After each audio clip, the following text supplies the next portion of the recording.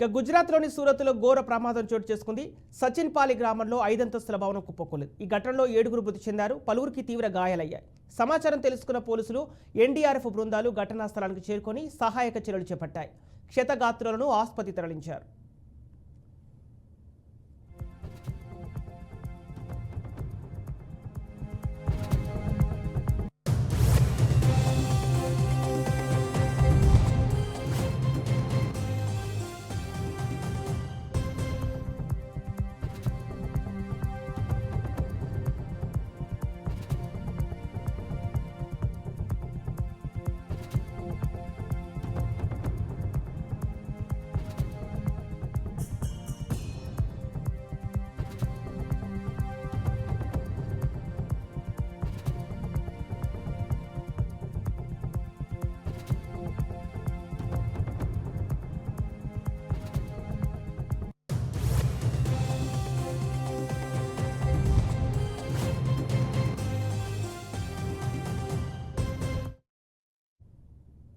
Rescue team శిథిలాలను తొలగిస్తున్నారు. భవనంలో మరికొంతమంది చిక్కుకొని ఉన్నారని స్థానికులు ఆందోళన వ్యక్తం చేస్తున్నారు.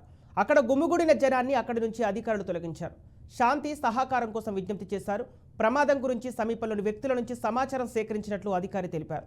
క్షతగాత్రులను విచారిస్తున్నారు. సూరత్లో ఇలాంటి పురాతన ఇళ్లు చాలా ఉన్నాయని, ఏళ్ల తరబడి శిథిలావస్థలో ఉన్నాయని స్థానికులు తెలిపారు. అలాంటి వాళ్ళు ఎప్పుడైనా కుప్పకూలిపోవచ్చని ఆవేదన వ్యక్తం చేశారు. పురాతన గృహ యజమానులు తమ ఇళ్లను ఎప్పటికప్పుడు మరమ్మతులు చేసేలా చూసుకోవాలని అధికారులు సూచిస్తున్నారు.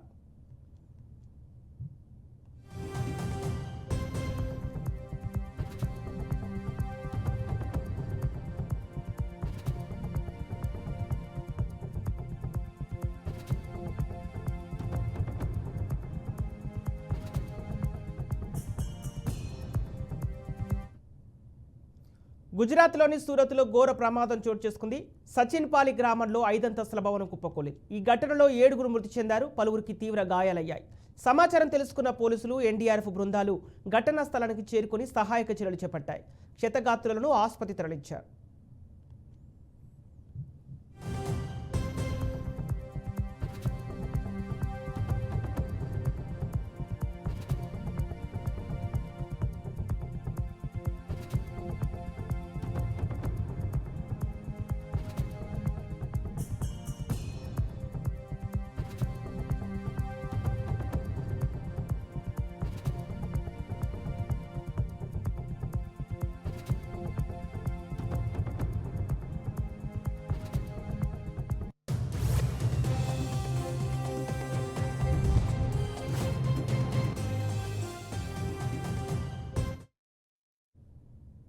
రెస్క్యూ టీం శిథిలాలను తొలగిస్తున్నారు. భవనంలో మరికొంతమంది చిక్కుకొని ఉన్నారని స్థానికులు ఆందోళన వ్యక్తం చేస్తున్నారు.